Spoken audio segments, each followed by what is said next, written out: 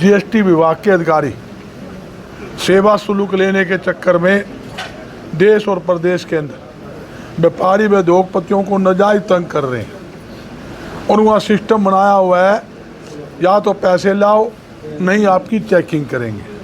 मैं बताना चाहता हूँ, सरकार से मेरी अपील भी है, ऐसे जो कुछ भ्रष्ट अधिकारी हैं जो पैसे खाने के चक्कर में व्यापारी व उद्योगपतियों को नाजायज तंग कर रहे हैं, बुला के पैसे ले रहे हैं और छापे का डर दिखा रहे हैं, चेकिंग का डर दिखा रहे हैं, ऐसे अधिकारियों के खिलाफ सख्त से सख्त कार्रवाई सरकार को करनी चाहिए।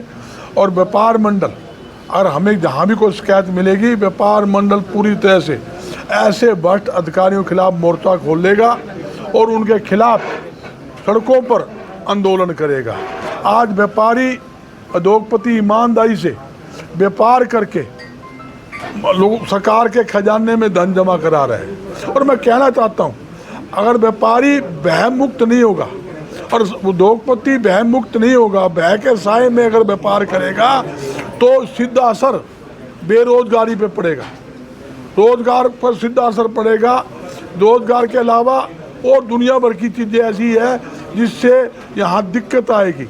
तो मेरी यही कहना है कि व्यापारी जो है उद्योगपति देश की रीढ़ की हड्डी है। सरकार को हर प्रकार का जायज़ नाजायज़ टैक्स जमा करा रहा है सरकार के खजाने में, जिसके कारण ये केंद्र की प्रदेश की सरकार चल रही है। उसके बावजूद भी व्यापारियों के साथ जाती होना सरासर गलत है, जिसे किसी कीमत पर सहन नहीं करेंगे।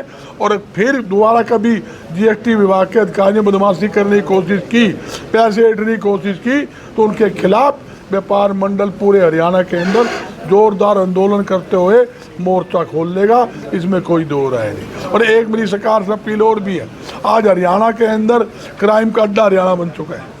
हर रोज व्यापारी उद्योगपतियों के साथ लूटपाट, हत्या, फरोख्ती, मतलब मंथली तक की वारदातें हो रही हैं। और अपराधी जेलों में बैठकर गोली चलाकर नू कहता, हाँ ये गोली मैंने चलाई है, मैंने पैसे मांगे हैं, पैसे लूँगा। रोज फरोतियों की चिट्ठी आती है, रोज फोन आते हैं, विदेशों में बैठे कॉल आती है, फलाना गैंग, ढिकड़ा गैंग, मेरे कितने गैंग पैदा हो गए।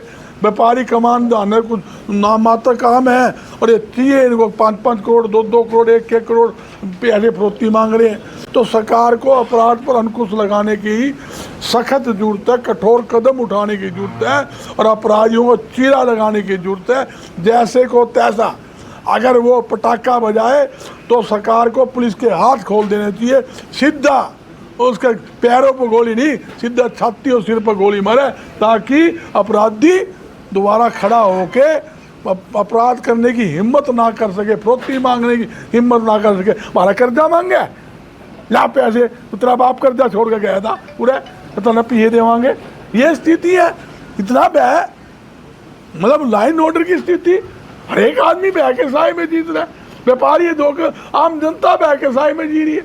बड़ी भारी दिक्कत है, इसलिए सरकार को कहना चाहिए, करना चाहिए। सरकार कहती बहबूद सरकार कर दीजिए, हमने अपराध मुक्त कर दिया जी, तो रोज की रोज ये गोलियां चलने लग रही, रोज डेली एक दिन में 4 कत्ल हो रहे हैं, डेली एक दिन के अंदर।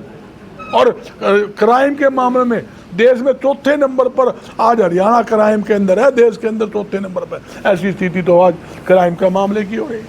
आपका कहना है अधिकारी बेलगाम है, अधिकारी नहीं, सरकार फेल है, सरकार फेल है। सरकार में जुमले के सिवाय कुछ नहीं, चुटकुले सुनाती है, हंसेंगे और चुटकुले सुनाओगे। कहा एक छोटा सा काम कर दे, ओहो सारी सरकार के सारे चमचे सड़क ये कर दिया, अरे करके दिया तो बता दो। हैं व्यापारी को लुटने के सिवाय, किसान को बर्बाद करने के सिवाय, छात्रों पर लाठी चार्ज करने के सिवाय बता दो क्या कर दिया भाई। यो कर दिया हमने, यो अच्छा काम कर दिया। हम तो अच्छे काम के साथी हैं, अच्छे काम सरकार करेगी, हम स्वागत करेंगे, साथ देंगे। और केंद्र की सरकार बनाने में, प्रदेश की सरकार बनाने में सबसे बड़ा योगदान इन व्यापारियों को जो बैठे हैं, सबसे बड़ा योगदान है। बता दो इनके कारण सरकार नहीं बनी हो। चोरी की बात है, जीएसटी के अधिकारियों की बात आपने करी है कि बार बार दबाव बना दे। पिछले 6 महीने से आपने 3-4 बार प्रेस कॉन्फ्रेंस में यही कहा है। तो आपका आंदोलन, आप कहते हैं आंदोलन करेंगे, तो कब करेंगे?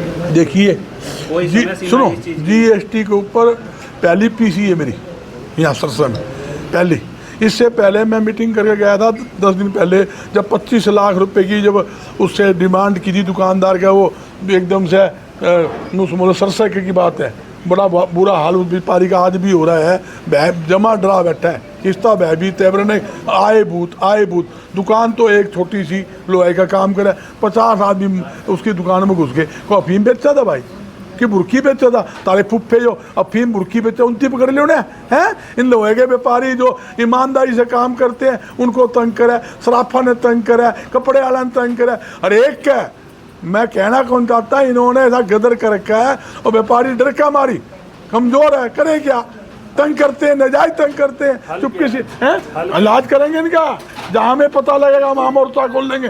जैसे सरसा में पता लगा, हीरालाल जी आपके इनके नेतृत्व में जोरदार आंदोलन किया और उपायुक्त महोदय ने बुलाया भी कोई बात नहीं, कमिश्नर GST का है, बोले हम इस तरह काम दोबारा नहीं करेंगे। उन्होंने खुद मानना है, मीटिंग करके मानना है, जिला प्रशासन साथ मीटिंग हुई है। तो मैं यही हमारा उद्देश्य एक ही है कि नजायज तंग ना करे। कोई गलत व्यापारी है, टैक्स की चोरी करते करो, हमें क्या तकलीफ है, हम उसके साथ नहीं है, मगर ईमानदारी के व्यापारी को तंग करेंगे तो भाई चूड़ी चढ़ावांगे, इनके चूड़ी भी चढ़ावांगे और लट्ठी भी टेकांगे, जो टिकेगी वो टेकांगे। सरकार कहती है भ्रष्टाचार कोई करता है तो विजिलेंस में शिकायत कीजिए, तो क्या व्यापारी या विजिलेंस की ओर भी जाएंगे अगर इस तरीके से कोई ब्लैकमेल कर रहा है? सरकार से ही पूछ लो, मुख्यमंत्री ने पूछे एक ऐसा महकमा बता दे तेरा सरकार का जहाँ बगैर रिश्वत लिए काम हो, तो बताओ एक नाम गिना दो और मैं सारे चिट्ठे खोल दूं। मुख्यमंत्री ने आमने सामने बिठा लो, एक बता दे भाई, मैं गिना दूं।